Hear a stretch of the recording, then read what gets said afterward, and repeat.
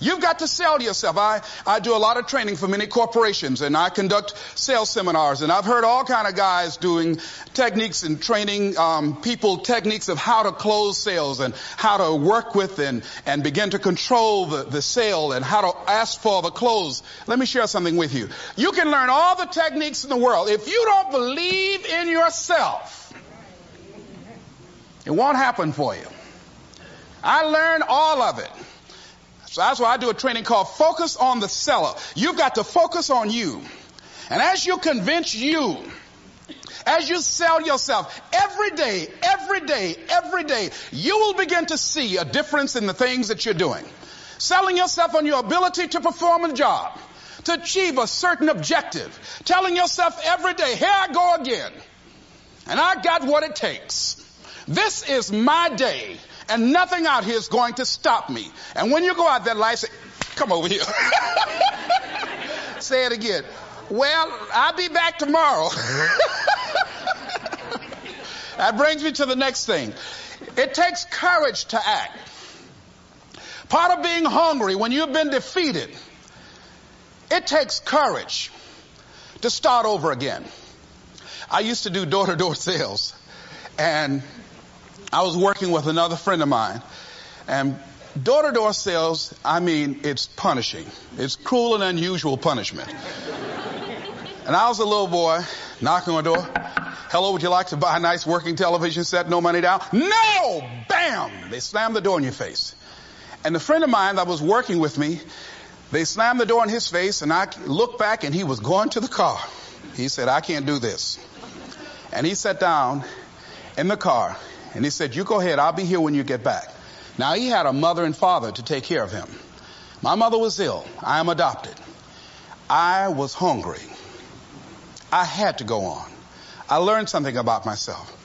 That when you step into your fears, somebody said, it was Winston Churchill, he said that courage is going from failure to failure without losing enthusiasm. When you step into your fears and continue to push yourself to go on, something happens for you.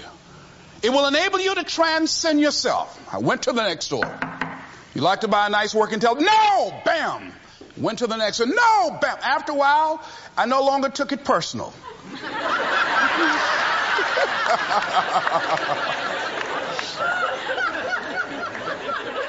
And I began to play a game. I said, well, I know there's a yes out here somewhere. And I'm going to keep on till I find it. And I'm not going home until I do. And I continue to knock on doors.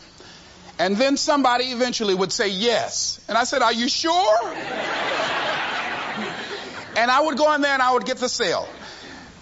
When you have something you want to do, if you don't develop the courage to do that which has been given you to do, and you spend a lot of time going around trying to convince other people or trying to get their approval, what will happen is that you will lose your nerve.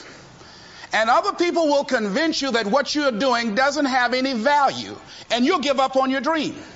It's an interesting thing about life, I've also found, that if you don't have the courage to act, sometimes and particularly if you have something special to do, life will move on you. If it were not for life, I would still be a disc jockey. I didn't just leave voluntarily to go to the state legislature. I was fired. I was working on a job, and I came home one day. I was married at the time, and I told my former wife, I said, that guy Bert I work for is stupid. She said, if he's so stupid, why does he sign you a paycheck? Now, you see why I divorced her, right? I couldn't stand her. That night, I could not sleep well. Here was a guy that was controlling my life. I was going through all kind of changes because this man controlled my paycheck. And it was Carlyle who said, truth crushed to earth shall rise again.